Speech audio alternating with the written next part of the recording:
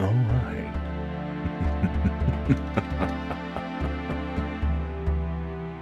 Let's see here. Um. Hmm. All right. Well, here we are. Another day. All the deliveries. Mighty. So, what we've been doing is trying to get some materials for a delivery. And we have, I believe, what was ordered. And I did find the last time I communicated with you that my jukebox did me wrong. It played some music that it apparently should not have been playing. Well, it will not be playing any more music on this, any more of these videos in the future.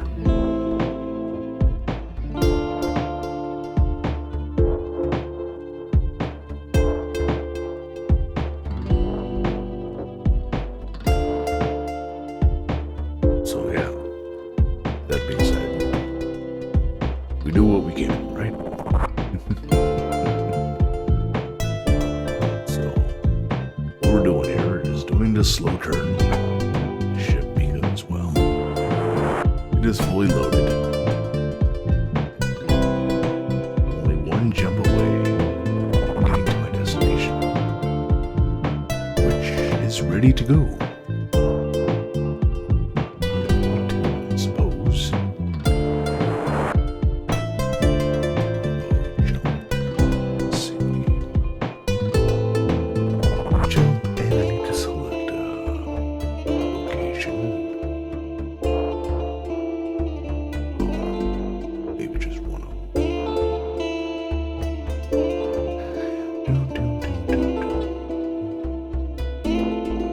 Ah, there we go. We have a selected. Both of them just because that's where I'm going. Yeah. Yep. Alright. So, if you would like to have some music, I would suggest that you go ahead and,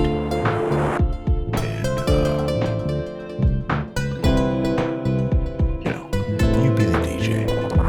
What music you want to play, and go ahead and play. Let's see, our jump is ready, so 6. And we are going to drop it, yes. Okay.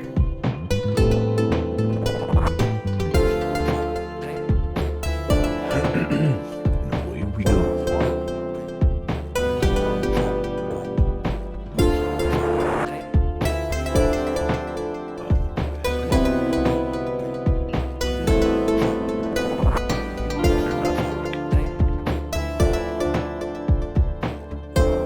I'm in trouble if it doesn't. Oh no.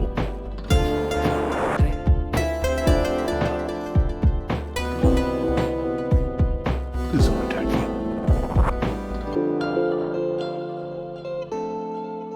Boom. Oh, it was right there. It didn't work. 6. Do it again.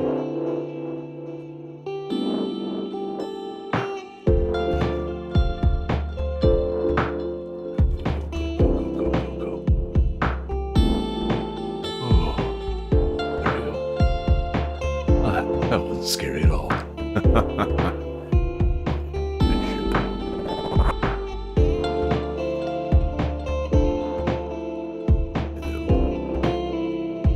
Oh, there you are. You are above me.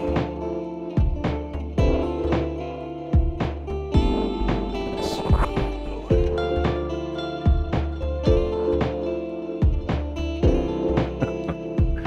I really need to add more gyros in this.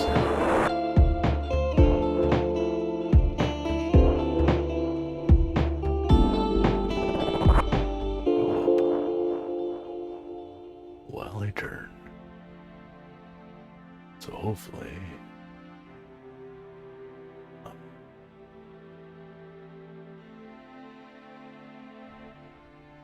can get lined up with this big guy.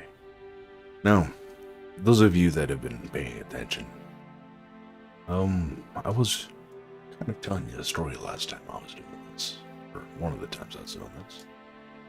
And I realized, in order for me to continue that story, I'd have to do like an 18 plus rating on that story because, it's a little intense, let's say the least. Therefore, I think I'm gonna do a different story. And, so, I'm gonna go ahead and play that while I, dock up with this delivery shipment I have.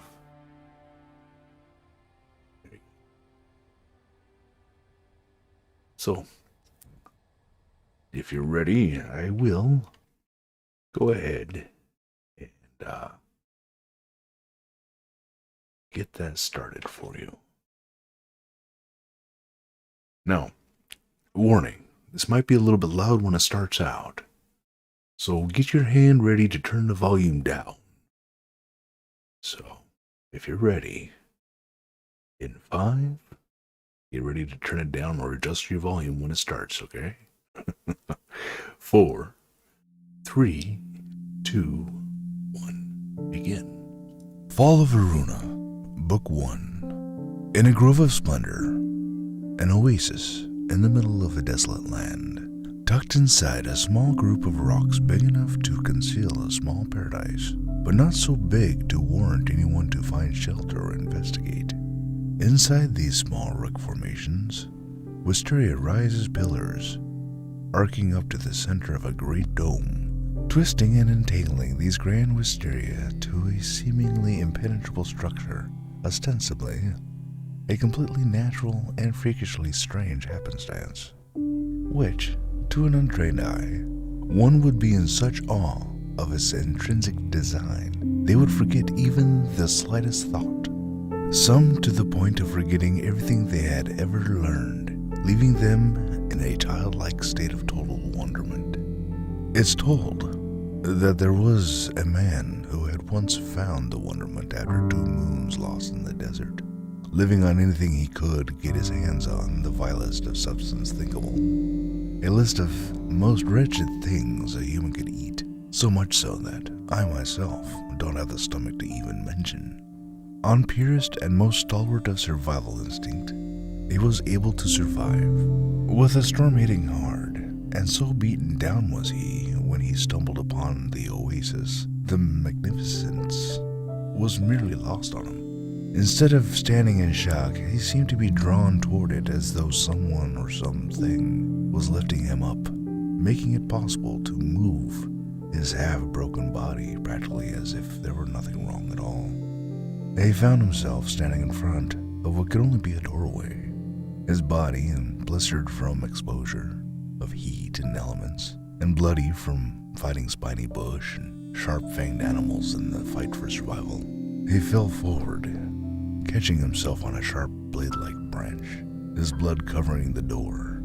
In that instance, as if giving a part of himself so willingly, the door gently and gracefully opened. Collapsing to the ground, inside, he laboriously rolled over to his back. He tried to get some sort of sense of his surroundings. A sweet aroma surrounded him, and he drifted off to sleep. The man must have been asleep for a long time, for when he awoke, he was completely healed. Gaining his senses, he was overcome with the level of moisture in the air. He thought to himself that he must have somehow drunk the air to regain his strength. As he sat up, he was covered in moss and vine, like a blanket had covered him. Standing up, he noticed his clothing was now comprised of this vegetation, and it seemed as though tailored to fit. His strength was renewed. Looking around what seemed a vast forest, the sweet smells and cool, wet breeze flowed around him, causing his stomach to grumble. In front of him, an apple tree of some sort. A golden red fruit overburdened the tree, and he thankfully helped himself to the bounty. As he ate, he noticed other vegetation he recognized: onions and olives, grapes, figs, and a few others that he didn't recognize. It seemed as though he instinctually knew what would be good for him. Knowledge not before known to him. Among the trees and rolling mounds of moss, he explored his new world.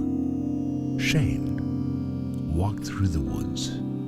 As he walked, the animals had no fear of him, and oddly enough, they had no fear of each other. Strange, he said to himself. Time and time again, once when a bear and a deer walked by as though for an evening walk. Or was it morning or afternoon? He couldn't get a bearing of the time of day. What day, what week, what month, or what year was it? There was only the woods. What was this place?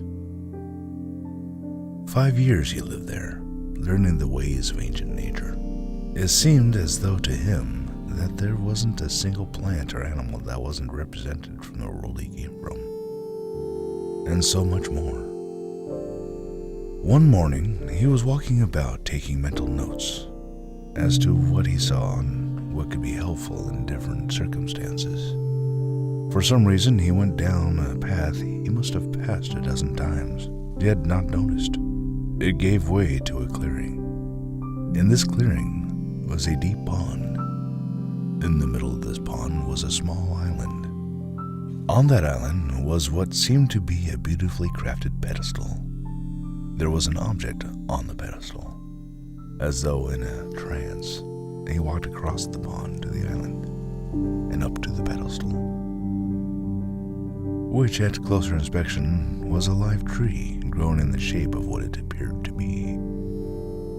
Upon this ornate tree was a book or an orb.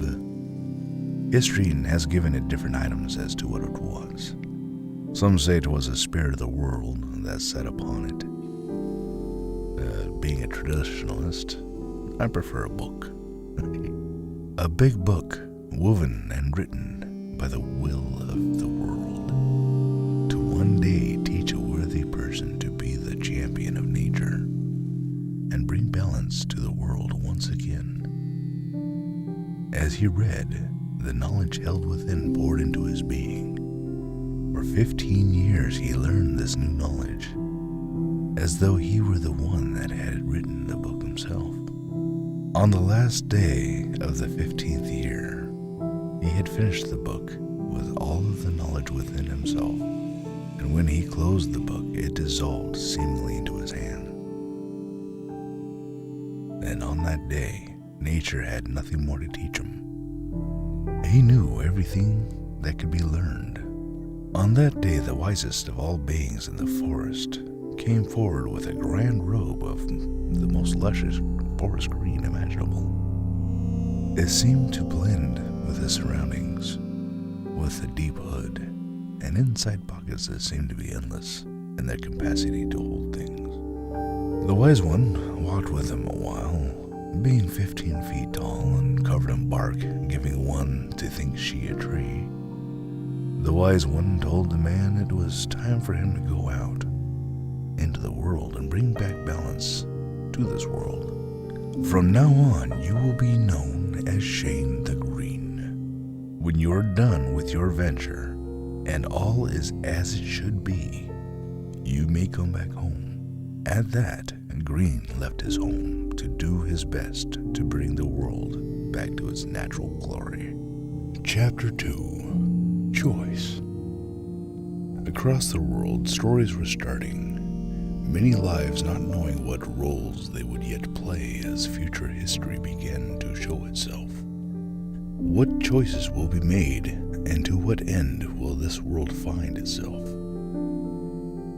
Oddly enough, the catalyst that would bring these people together would not be that of Green, but of that from a child. Every move, each of the future groups would bring them to only one place, a city of lights, one so bright it blinded one to how evil it truly was. Of course, evil is only perceived by those who would have evil brought upon themselves. Shane the Green walked what seemed years through valleys and vales, hills, mountains, oceans, rivers, deserts, and plains. Through summers, falls, winters, and springs. As he wandered, stories began to travel seemingly faster than he.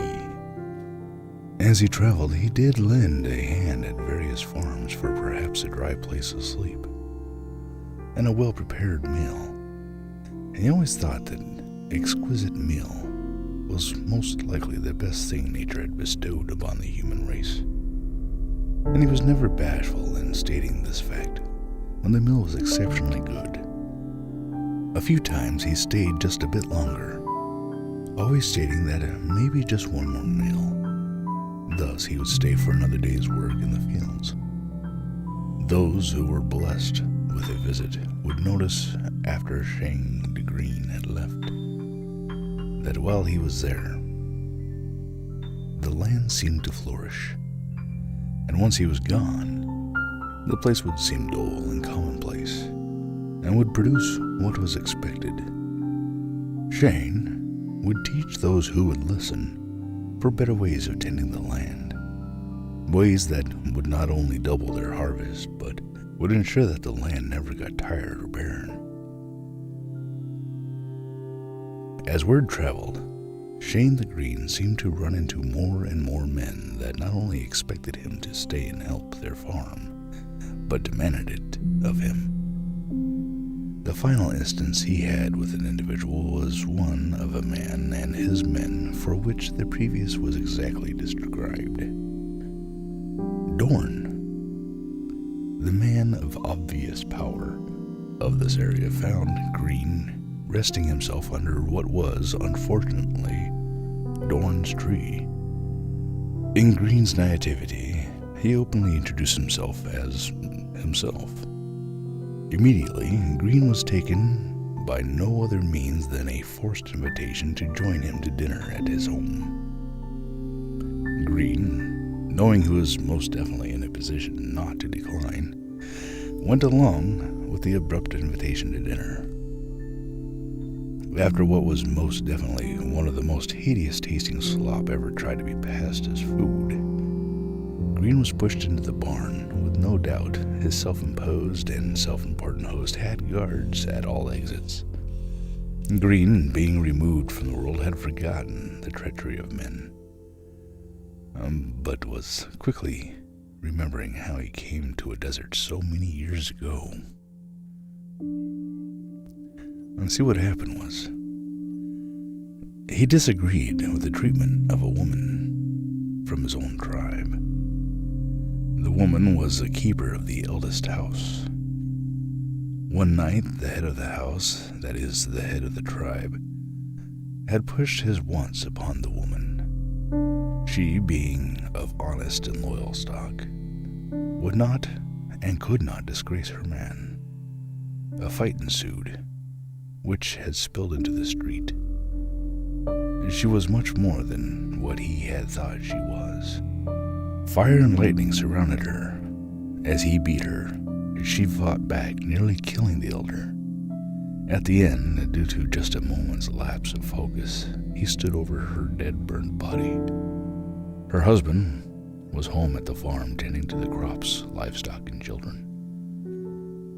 That night, the husband at the farm tucked the children in for the night and did his nightly rounds checking the pastures for beasts that may endanger his farm and family.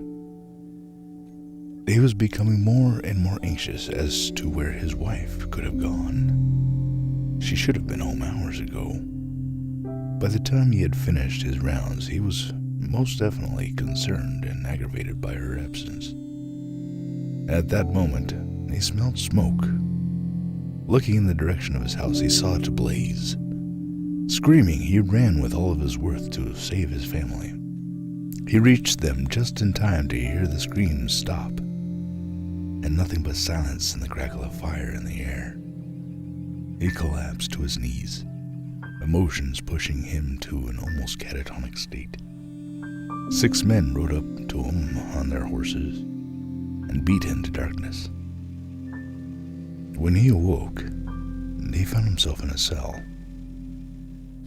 One he recognized as the local dungeon. Well, it wasn't a dungeon by fact, but a simple adobe building lined with metal bars. He recognized it so well for the fact he was the one who had designed and built it. While getting his bearings, they heard a voice, which was most likely the reason why he had woken up.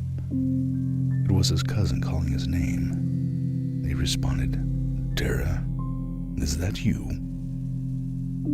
What in the name of all is going on?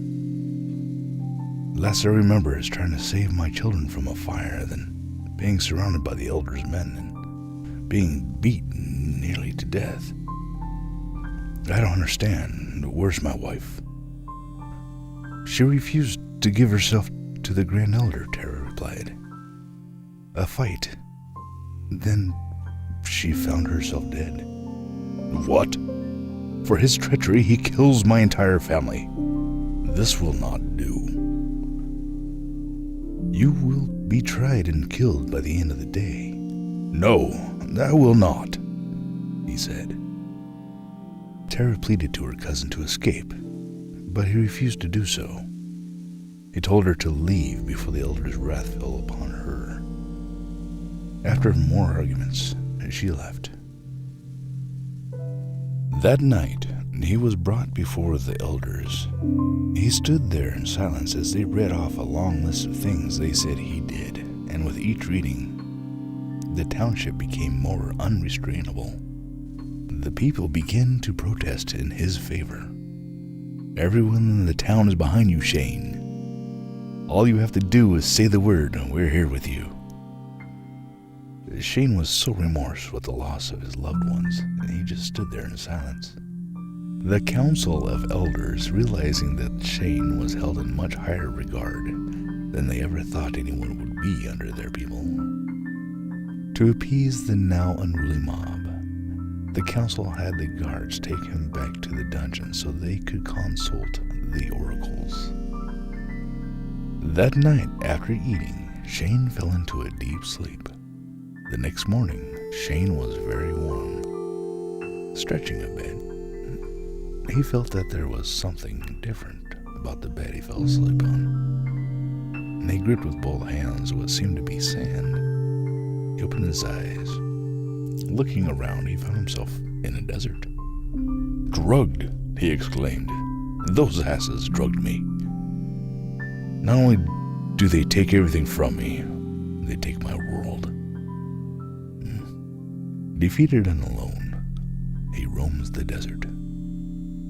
Back in the barn, Green assessed his situation, saying to himself, "After all this time, I must be mad to think mankind could be trusted. Yet here I am, doing my part to bring back the world to balance. Perhaps I've been going about this all wrong. Perhaps I should be living in the wild, bringing the wild back to its former glory, not the glory of mankind." At that, Green went to the back of the barn. Now to leave this place. In the back, he found a great store of seeds, much more than that of one farm. Seems someone's greed has spread to his neighbors. He wants his plants to grow, then he's got it. "I call upon the 4 winds to bring the rain of prosperity for these poor seedlings. Children of the earth, be born and grow to all your worth this night." The winds shook the barn. Roofing splintered, rafters lifted, the roof ripped clean from the barn as a torrential downpour not before seen in this land. Men that were guarding him ran home. In Dorn's house, the family was holding tight to each other, all claiming to not know what had brought this upon them, praying to their God and then finally blaming Green for their misfortune. A few moments later, a great crack and the thunder from the ground came rushing down the valley. Doran, with a most sickened look on his face, exclaimed, "The dam has gone." Just then, a wave of water hit the house and smashed into the barn with such force that even Green was taken by surprise. During all of this, all of the seeds had germinated and were growing at an expeditious rate. Green reached for some corn stalks. Without a word, he was cocooned in vegetation. Up he was lifted, kept atop the water, and was spared the fate of the ones left below. Green was washed on a hill, what at this time was but a small island. The vegetation that had surrounded him took root in the ground and let him free. Walking to the top of the hill and watching through the darkness what he had done, with almost a dismissive tone to his voice, he spoke softly. Pity. Hours passed, and just as the light had turned a dark pale, giving hint of a new day rising, getting lighter, the sky danced with colors of purple and teals, giving into pink, then orange and red. The sun began to rise behind him. He stood up, letting the light filter through him to the land below. His shadow cast more light than the sun itself. It covered the entire valley. He stretched out his arms. Once the sun rose above his head, he looked down on the valley. It was as though humans had never set foot there, with the exception of an overabundance of food and trees now growing. It was so peaceful, so quiet. At that thought, a deer nuzzled his hand. He knelt down, stroking its head. It's all yours. No animal will be hurt here. Shane the Green stood and looked around. He was surrounded by all sorts of beasts. This is your land, my family. Yours and yours alone. Go in peace. With that, all the animals walked, crawled, slithered, and flew into their new home. Shane the Green turned his back on his own kind that day. He lost everything because of their treacherous ways. They took his family, his freedom, and his goodwill toward them. He would look after his new family, all of nature kind, and not that of mankind. He was never seen again by another human, but for stories of a mysterious man-like beast that protected all the forest wherever it went. Seemingly a specter of some sort, and everywhere he seemed to show, the forest of the areas would go feral, grow dark, thick, and deadly for men to enter. The animals that once were food and afraid became organized.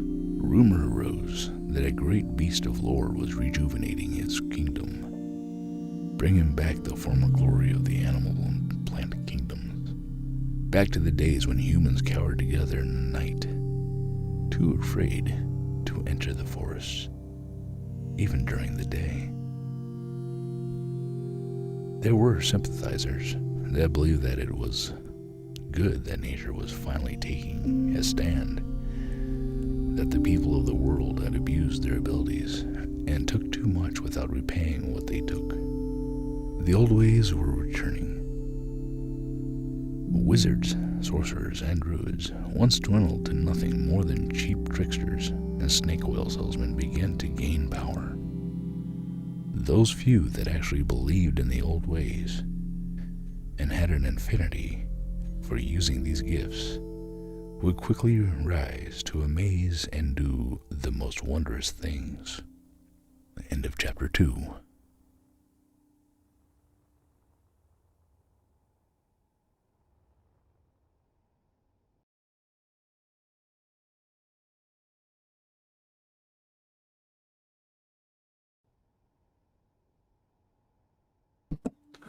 Well, I did 2 chapters here for you. Not a lot, and just a little bit, just to see if you're interested in that story or not. As you can see, I was attacked. No. Oh, man. I'll have to rebuild that. Yeah. Fun.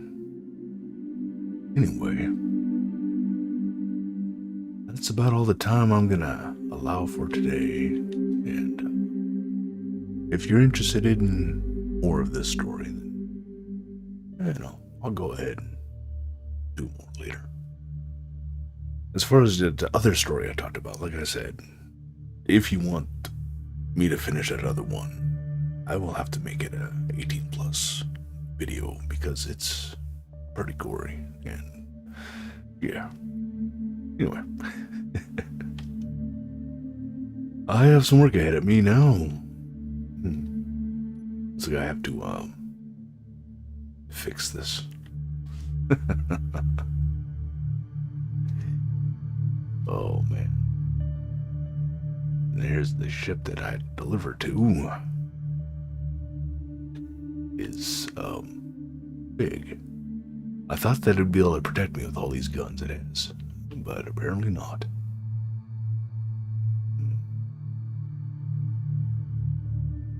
Wonder if anybody's home. It'll probably take me 10 days to get to the other side. I mean, heck, I can park my miner in here. Without all the extra cargo, of course, but yeah, it would totally fit in here. What do we have? Reactors. And seems to be lots of them.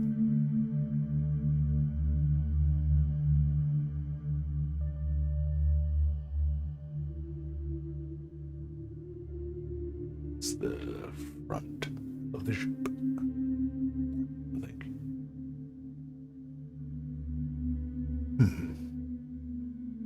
It's a maze.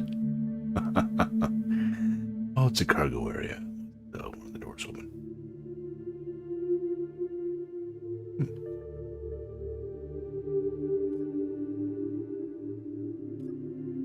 Let's see. And go up. Oh yeah.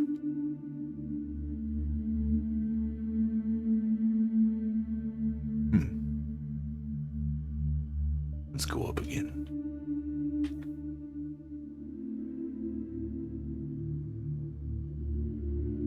What do we have here?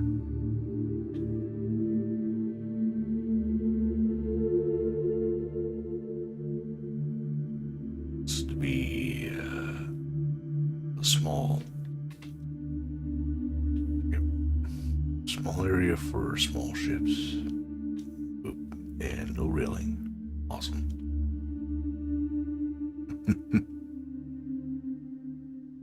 Not gonna go into a huge amount of detail on this. Just gonna kind of look around and see if I can find a bridge here. Let's see, bridge. Yeah. Up here. The bridge. Oh. Yeah. There should be somewhere a bone. Let's see, is there a bar?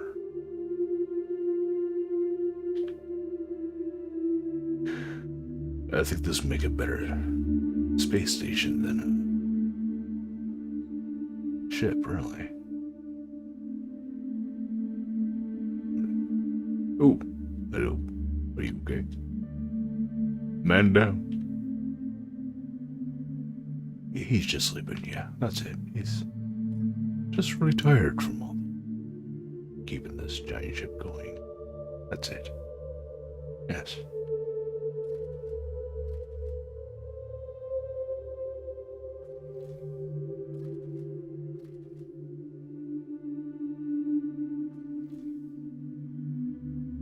Oh my goodness. Honestly, I've forgotten how. Here we go. We feel hard. You better not be playing anything. Don't you dare. Don't you dare. No. Okay. Those things get me in trouble. Pool table. Sitting area. Well, I'll just give myself a drink and, all this, successful, yet slightly painful mission. Hopefully they'll, let me fix my ship while I'm here. See why not? They have all the resources they need. And there's incoming. Yep. So are you gonna take care of that or what? Oh, please take care of that. Don't shoot my ship again. Please don't shoot. Please don't shoot my ship again. I need a better view. At view. Oh.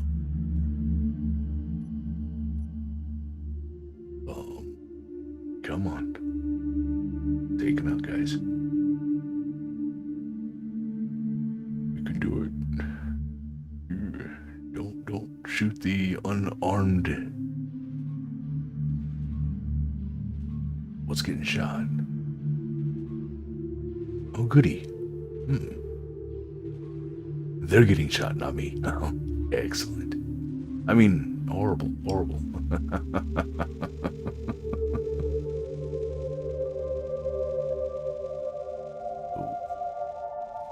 Don't shoot that shit.